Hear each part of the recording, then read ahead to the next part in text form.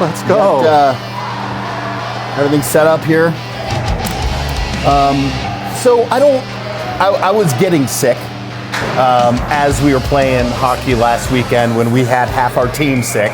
Yep. So all of it's kind of a blur for me. What do you remember about the games? All right, well. Because I don't remember much. We were drinking Dayquil and NyQuil a lot. Yeah. So the last 3 games we had were all non-league games, non-important games per se. Obviously, you want to protect your MHR. We played against the Pittsburgh Vengeance. Yeah. They came to town. We won that game 8-1. That was a game where the kid from Pittsburgh was really unhappy with you. Yep. Continuing to play the go horn. Yeah, and do the announcing. Yep. Right? He came over and he smacked this glass right here with this stick and told us to shut up. Yeah. I mean, keep it classy there in Pittsburgh. We didn't say anything. I want to be clear. We did not engage with that kid. All board members calm down. We did not say anything. Yes. All kidding aside. In that game, there was some takeaways here. Okay. We had 28 shots.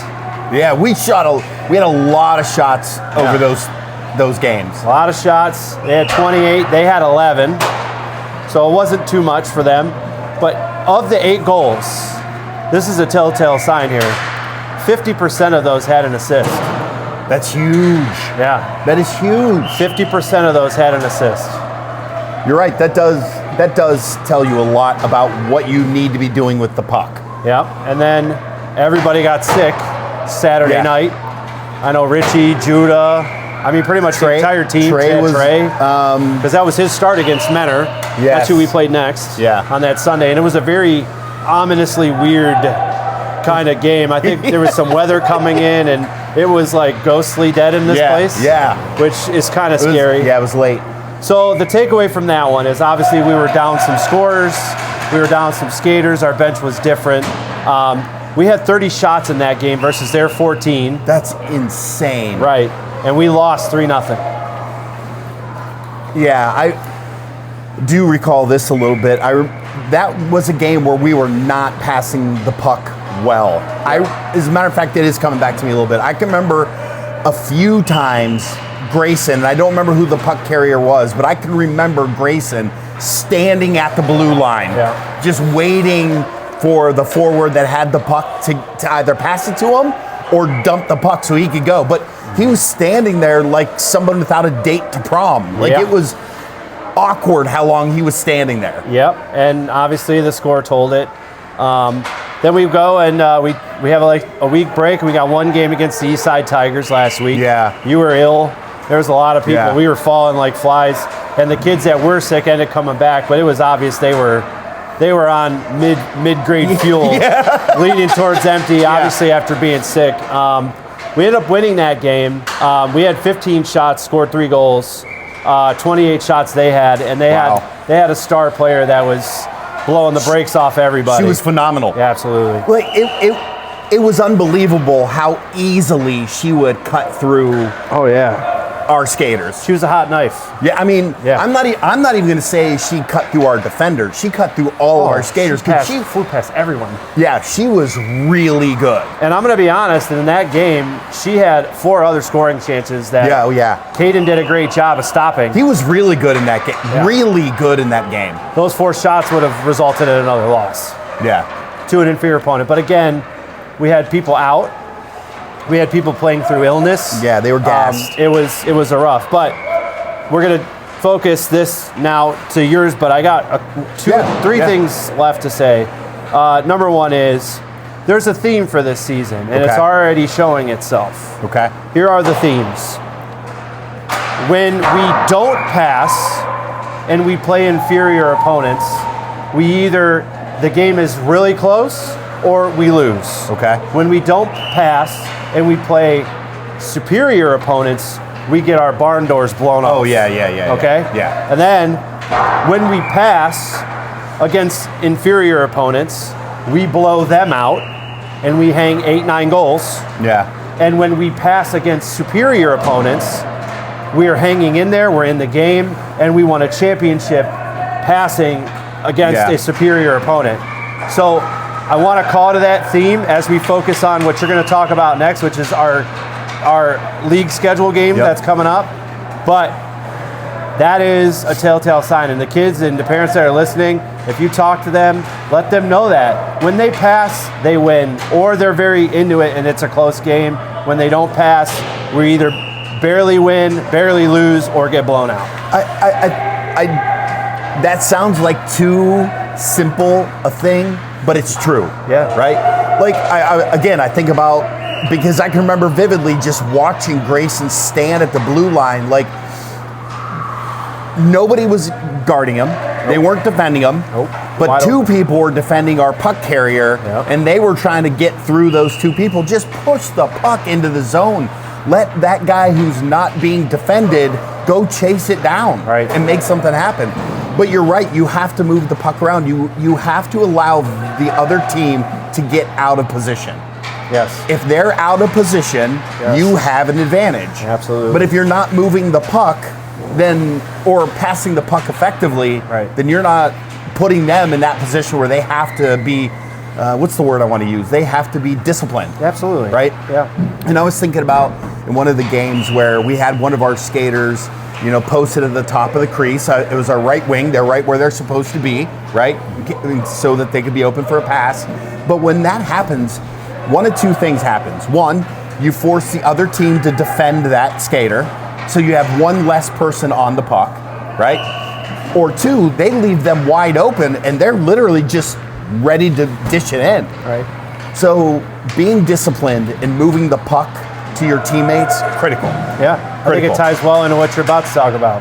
Which is this weekend's game against Strongsville, which is huge for Strongsville, and I'll tell you why in a moment. Okay. So Strongsville has played 6 league games. They're 60%. On as of Sunday, they're 7/10 of the way done with the season. Okay. We've only played 2. Worcester has played 4, and Elyria has played 2.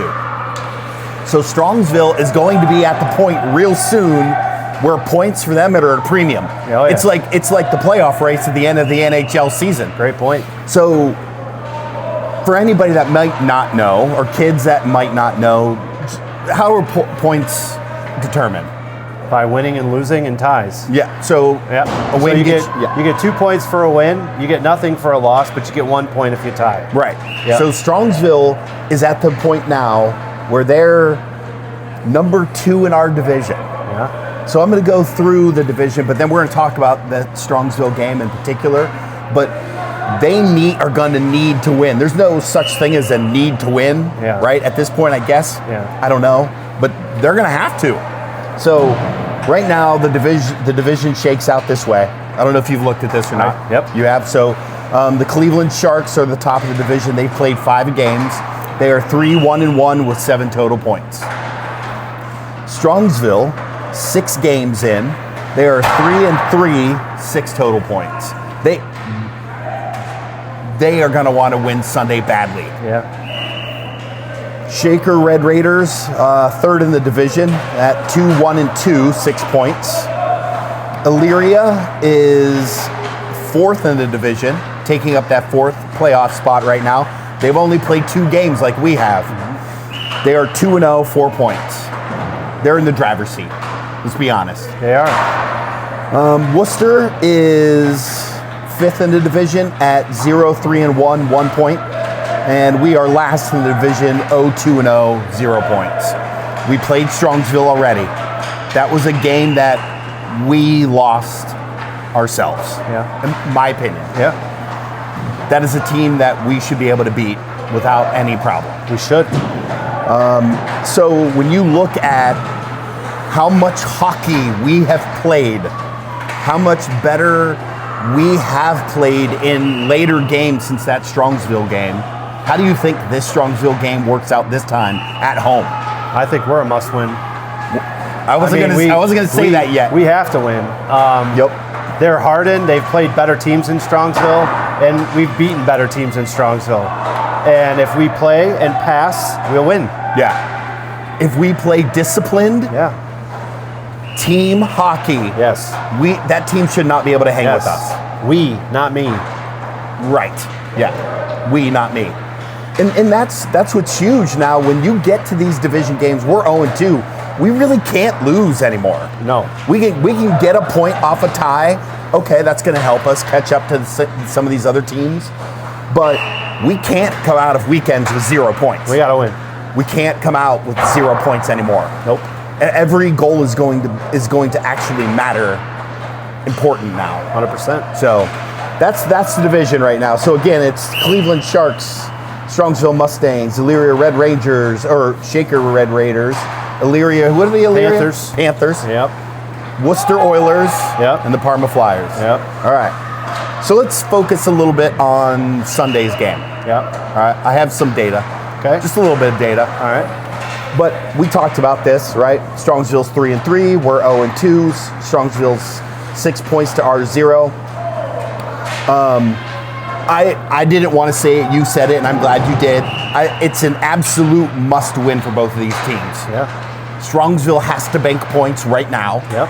We have to get on the freaking point board. Yep. We can't come out of this weekend with 0 points. Yep. I honestly, like, if we come out losing that game, we might be able to catch. I don't know. I mean, I was going to say we might be able to catch Worcester and Elyria. Shaker are probably the most vulnerable. Yeah. We have not played either.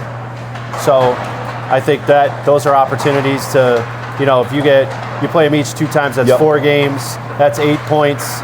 So you're probably in that 4th position, but you have to win. You have to win. Win. Because, yes, Strongsville's going to finish up. They're either going to sink like a stone when everybody else gets points and pass them out. Well, Elyria is definitely going to jump all of those for sure. teams. Yeah, for sure. So, couple stats. So Strongsville, just the season games, right? This doesn't count any games outside of that. They've got 23 goals for and 17 goals against. For a plus minus of 6, they're plus 6. 7 penalty minutes. They have no shorthanded goals. Okay. So if we get them down a player, that's when passing is going to be critical. Keeping the puck in the offensive zone. Yep. And not letting them get chances. 100%. They're not taking advantage of the chances now. Yeah. But obviously we have an opportunity if they end up down the skater. 100% agree. We were at 4 goals, 12 against, minus 8. I think when you look at those 2 games we've played, we've talked about it at length when we talked about those games and where we failed in other games. Sure. Right? Yeah. Not moving the puck, not playing, not dump and chase hockey, right? Right. We have 1 shorthanded goal with 10 penalty minutes. Why did I bring up the penalty minutes? It's because we are continuously putting ourselves in this disadvantage with our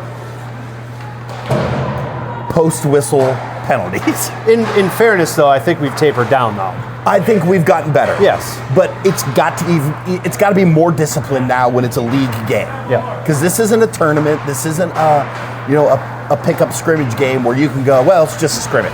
Like, these matter now. Absolutely. So we got to stay out of the box. Yep.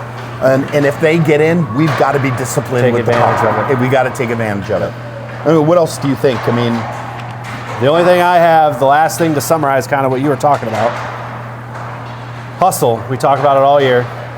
Trust others, and a subset of trust others is pass. And if you do those 3 things, in the games that we have done those things, we win. Yeah. And that's what we need to do on Sunday against Strongsville. And if Strongsville gets a goal, don't drop your stick, don't drop your short. You got to stay in the game. Yeah. Like, let's even take getting a goal out of it.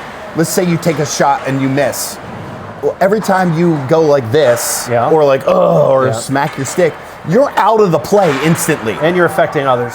Yeah. So if you're out, yes, that's true. If you take yourself out of the play because you missed a shot, first off, who cares if you missed a shot? Right. Right. You're gonna miss a lot of shots. You're gonna miss a lot of shots. Yeah. Just look at the stat line from what you were talking about, right? So don't take yourself out of the play. Follow up on your own shots. Be ready for a rebound. Be ready for somebody who gets that rebound and passes you the puck. Right. Just, Coach Scharf said this, and I wrote it on our whiteboard at home. He said this in our very first year of hockey here. Stay relevant. If you're on the ice, you had better be relevant. And if you're one-handing stuff, if you're moping, you're not relevant. Or trying to take it between 4 people. Yeah, again, you're not Mario Lemieux. Right. Right? So I don't have anything else. No, just win, baby. It's a season game. Foot on the gas. Right. Right? Yes. Yeah.